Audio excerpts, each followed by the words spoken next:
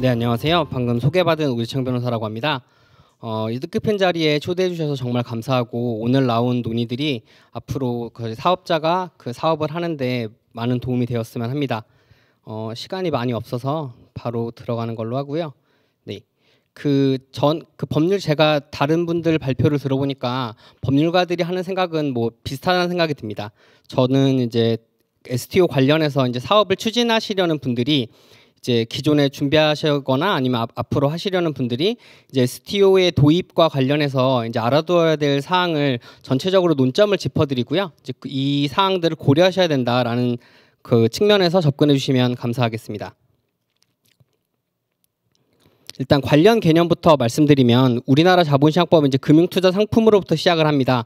그래서 금융투자 상품이 이제 뭐 투자성에 따라서 금융투자 상품과 비금융투자 상품으로 나뉘는데, 결국 우리나라 금융투자 상품은 좀 포괄적인 개념으로 하고 있지만 결국에는 증권과 파생 상품으로 나뉘어지는데, 원금을 내고 나서 초과 손실 가능성이 있는지 없는지에 따라서 증권과 파생 상품으로 나뉘는데, 그래서 저희가 보통 생각하는 가상자산은 증권으로 볼 수 있다 하더라도 파생 상품인 경우에는 거의 없습니다. 그래서 저희가 항상 얘기할 때 증권인지 아닌지에 주로 그렇게 판단한다고 생각하시면 되고요. 그래서 증권이 있는데 이게 뭐 어디서 발행되었든 상관없고요. 이제 금융투자상품으로서 투자자가 이제 취득과 동시에 처음에 낸 게 그 다음에 어떠한 명목으로든 추가로 지급할 의무를 부담하지 않은 것을 말합니다. 그리고 증권은 아까 많이 말씀드리셨던 것처럼 6가지로 나뉘는데요. 오늘 뭐 주로 그 이야기할 부분은 투자계약증권인 것 같습니다. 그리고 그 계속 뭐 발행시장과 유통시장에 대해서 나뉘는데, 발행시장을 보통 프라이머리 마켓이라고 하고요. 새롭게 발행되는 증권이 발행인으로부터 이제 투자자들한테 처음으로 판매되는 시장이라고 생각하시면 되겠습니다. 근데 보통 이 발행시장과 같은 경우에는 그 기존에는 금융회사, 그 증권사라 그러죠. 인수인이라는 게 있어서 그 발행인이 투자자한테 이 새로 발행되는 증권 또는 뭐 기존에 발행되었던 증권을 소위 말하는 공모를 할 때 그 연결해주는 역할을 했습니다. 근데 저희가 생각하는 이 토큰 오퍼링에 있어서는 이러한 중간에 있는 금융회사가 필요 없었기 때문에 뭐 혁신성이 있다, 아니면 이제 저비용이다, 아니면 다양한 그 증권들, 다양한 형태를 토크나이즈해서 오퍼링할 수 있는 그런 장점이 있다고 저희가 알고 있었습니다. 그래서 뭐 여러 가지인데요. 뭐 공모의 판단이 있는데 뭐 이러한 기준으로 판단하거든요. 그리고 저희가 좀 짚고 넘어가야 될 게 뭐 50인 이상한테 뭐 투자를 권유하느냐 마냐로 나뉘긴 하는데, 그 자본시장법을 잘 살펴보면은 전매 기준이라고 있어서 뭐 50인 미만으로 그 오퍼링을 하더라도 어떠한 경우에는 공모를 봅니다. 그리고 이제 이런 공모가 된 게 전매 기준이라고 하는데, 이런 전매 기준에 맞게 되었을 때는 전매를 제한하는 조치를 하면은 또 그 전매로 안 보게 되는데, 지금 저희가 지금 논의하고 있는 투자계약증권에 대해서는 별도의 이제 전매 제한 조치에 대한 게 없어서 사실상 지금 같은 토큰으로 발행되면은 발행되는 즉시 이제 전매 제한 조치를 할 수 없는 그 뭐 밑에 공통 전매 제한 조치를 예탁원에 맡겨놓는 방법이 있긴 한데요. 뭐 이러한 전매 제한 조치를 할 수가 없어서 사실상 증권에 해당하는 토큰을 잘못 오퍼링하게 되면은 바로 증권법 위반, 그러니까 자본시장법 위반이 되는 문제점이 있어 왔습니다. 그리고 발행 시장과 관련해서 결국은 투자자들한테 인포럼드 디시전, 그 정보를 충분히 가진 상태에서 투자 판단을 해야 하는 점이 중요하기 때문에 발행 공시를 뭐 증권 신고서를 내고, 그리고 나중에 이제 투자자들한테 투자 설명서, 증권 신고서 내용이 다 포함되는데 이런 것을 하게 하고 있었습니다. 그래서 이러한 그 전제 그 배경 아래서 STO에 관해서 뭐 다들 여러 번 말씀 주셨는데요. 이게 시큐리티 토큰 오퍼링인데, 이게 처음에 이제 그러니까 법조인이 아니고 기술 관련된 분들이 이런 거를 뭐 자동 번역 같은 걸 할 때는 이걸 보고 보안 토큰이라고 하는 경우도 있었습니다. 그래서 도대체 보안 토큰이 뭔가, 애초에 블록체인이면은 이제 보안성이 있는 것이 아닌가 이런 생각을 했었는데, 그 STO를 허용한다는 거는 결국은 증권인 토큰의 취득에 청약을 권유하는 것입니다. 기존 자본시장은 사실 블록체인 기술에 기반한 토큰이 일반 투자자한테 취득의 청약이 권유되고 발행되어서 유통시장 등에서 거래되는 걸 상정하고 있지 않았기 때문에 그간 증권에 해당하는 토큰의 발행은 금기시되었습니다. 그리고 또한 아까 말씀 주셨지만 하고 싶어도 할 수 있는 방법이 없었습니다. 그래서 이번에 STO 허용과 관련해서 인프라가 정리되고 이제 기존에 정형화된 증권이 아니라 투자계약 증권 등 비정형적인 권리를 증권화해서 유통될 수 있게 한다는 의의가 있습니다. 다만 제가 지금 생각하는 뭐 앞으로 어떻게 될지 모르겠지만 한계점이라고 지적해두고 싶은 게 ST는 어디까지나 증권입니다. 그래서 STO가 허용된다는 말은 기존 자본시장 관련 법령 체계 또는 이제 정비되면서 내에서 증권형 토큰을 발행 및 유통할 수 있다는 의미여서 기본적으로 이 탈중앙화를 기치로 하는 가상자산의 발행을 이제 기존 자본시장 법령에 따르게 하는 것이므로 이제 관련된 프로젝트를 준비하는 주체들이 원래 원하던 아니면 궁극적으로 원하던 방향은 아닐 수 있다는 생각이 좀 듭니다. 그리고 STO의 이제 허용에 따른 이제 규제 뭐 예상을 좀 얘기해 보면요. 그 발행 시장의 측면에서는 이제 공모 규제를 이제 직접 받게 되고 그리고 이제 전자증권화에서 유통되게 될 것 같습니다. 근데 이제 아까 여러 번 말씀 주셨는데요. 현재 이제 분산 원장 자체를 이제 전자증권화하는 제도가 없기 때문에 미러링하는 전자증권 계좌부가 있고 그 전자증권 자체는 한국예탁결제원에 예탁되게 될 것 같습니다. 그리고 유통시장의 측면이 사실은 중요한데요. 그 기존의 토큰 오퍼링 하는 이제 그 프로젝트를 하는 팀들이 기본적으로 생각했던 거는 내가 발행한 이제 가상자산은 내가 운영하는 유통시장 내에서 유통되는 것을 기본 모델로 하고 있었습니다. 근데 그 유통시장이 이제 STO가 도입되게 되면은 이 시장, 이 거래소 운영이 발행인이 이제 유통시장을 못하게 될 가능성이 높아질 것 같습니다.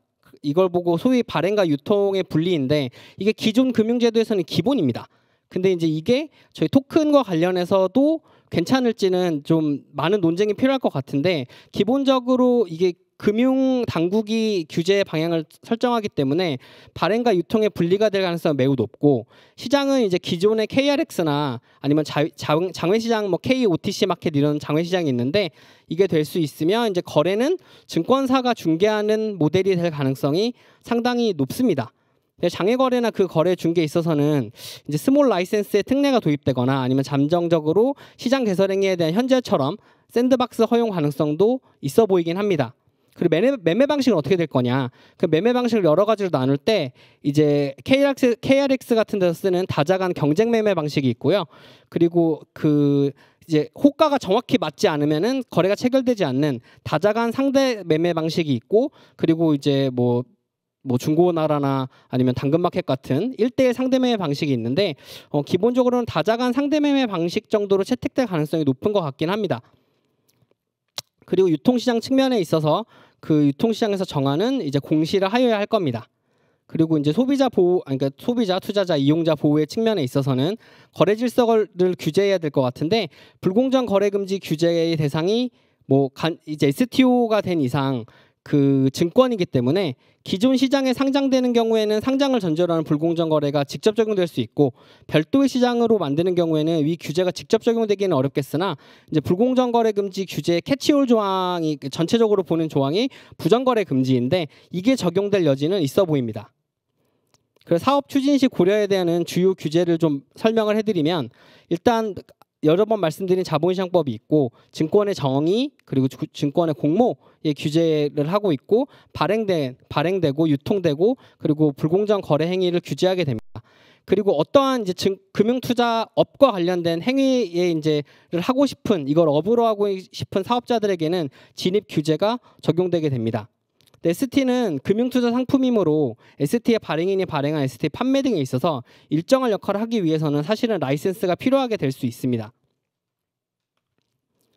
그리고 전자증권법 차원에서 그 여러 번 또 이야기가 나왔는데요. 실무로 된 증권을 발행하지 않고 증권의 발행 유통, 권리 행사 등 증권 관련 모든 사무를 전자적으로 방법으로 처리하는 제도를 전자증권법 제도라고 합니다.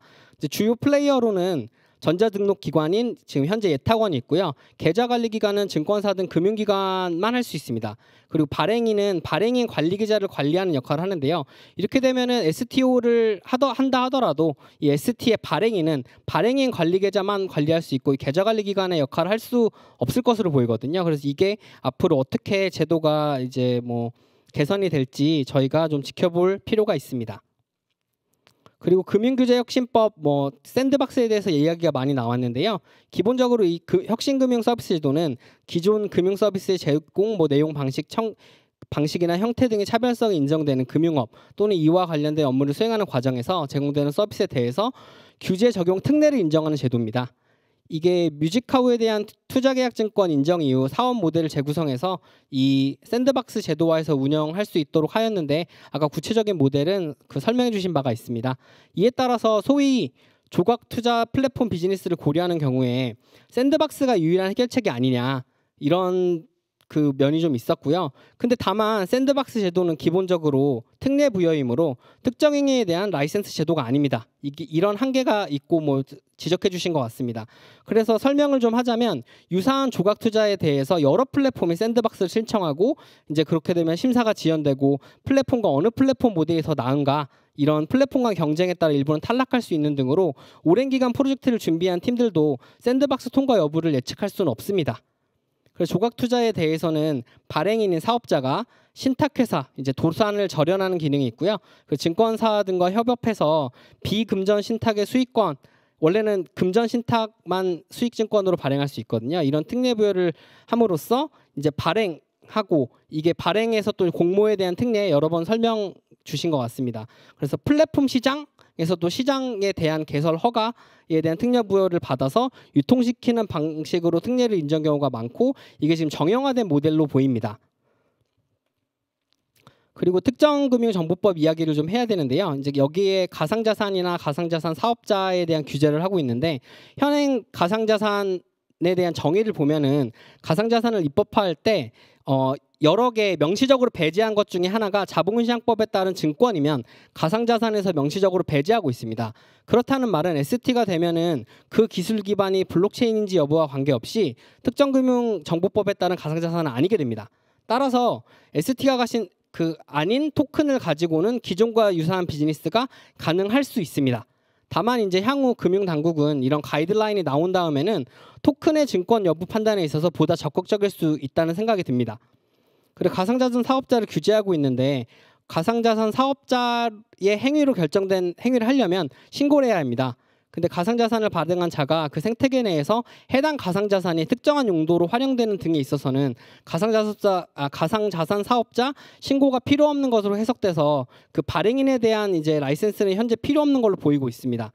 근데 이제 FIU는 페이코인 비즈니스 모델에서와 같이 기존에는 가상자산 사업자의 행위를 보지 않았던 행위들도 이제 예를 들면 가상자산의 자기 매매를 업무로 하는 경우에 가상자산의 사업자 신고가 필요하다고 보고 있습니다. 근데 이게 FATF 기준에서는 고객을 위하여라는 전제가 원래 붙어 있었는데 이 특정금융정보법 입법 당시에 명시적으로 포함되어 있지 않았기 때문에 좀 더 유연한 해석이 가능한 것으로 보입니다. 그리고 그 디지털 자산 기본법이 앞으로 신규 제정될 것 같은데요. 그 16개 관련 법안이 발의 중이고 내용이 상이하긴 한데 가상자산에 대한 정의, 관련 사업에 대한 라이센스, 진흥, 발행, 공시 규제, 이용자 보호 관련 규제를 담고 있습니다. 그래서 ST가 아닌 가상자산으로 프로젝트 방향을 잡는다면 이 법안의 입법 방향에 대해서 유의해야 될 것 같습니다. 정부에서는 가급적 유럽 미카나 미국의 가상자산 관련 정책 입법 FATF 등을 통해서 나오는 이제 규제 방안이 잡히면 국제적 정합성을 가진 규제가 도입되기를 바라는 것으로 좀 이해가 됩니다. 그래서 FATF를 통해서 가이드가 나오는 경우 이에 맞춰서 이제 사업을 준비해야 될 것 같습니다. 그리고 금융소비자보호법이 이제 ST는 금융투자 상품으로 이제 투자성 상품으로서 금융소비자보호법이 규제를 받을 수 있게 되는데요. 여기 보면은 이제 적합성 원칙부터 해서 쭉 광고 관련 규제가 있는데 투자성 상품은 사실 여기 모든 규제를 받습니다. 그래서 금융소비자보호법도 고려를 해야 됩니다. 그래서 결국 지금 STO 허용에 따라서 블록체인 기반 사업을 어떻게 추진할 것이냐? 그럼 나누자면 결국은 현재 지금 샌드박스 제도를 STO 허용된다 그래서 이게 없어지는 건 아니거든요.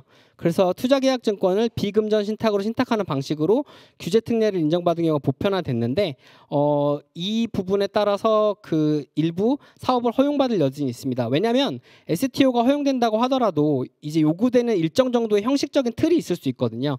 예를 들면 증권신고서를 내야 된다든가 아니면 이제 기존 거래소 시장에서 그 거래돼야하기 때문에 상장 규정이나 아니면 이제 상장 이제 보고 같은 경우에 일정 정도의 그 형식성을 유지해야 되기 때문에 이러한 샌드박스를 이용하는 방식도 있을 수 있고, 다만 이제 STO 허용과 관련해서 금융당국이 앞으로도 관련된 규제 특례를 허용할지는 약간 의문이 있습니다. 또한 ST가 아닌 가상자산 기반으로 해서 비즈니스 모델을 뭐 생각할 수도 있을 것 같습니다. 그래서 투자계약 증권에 해당하지 않는 토큰을 발행하고 이와 관련된 생태계 구축은 앞으로도 가능해 보입니다. 그리고 국내 ICO가 가능하냐 해서 헌법재판소 이제 결정례가 나왔는데요. 그 2017년도에 나왔던 금융당국의 그 가이드라인은 사실상 국민에 대한 효력이 없다고 합니다. 그래서 뭐 이에 따라서 국내 ICO가 이루어지고 있지는 않는데요. 어쨌든 뭐 가능한 토대는 생겼다고 볼 수 있겠습니다.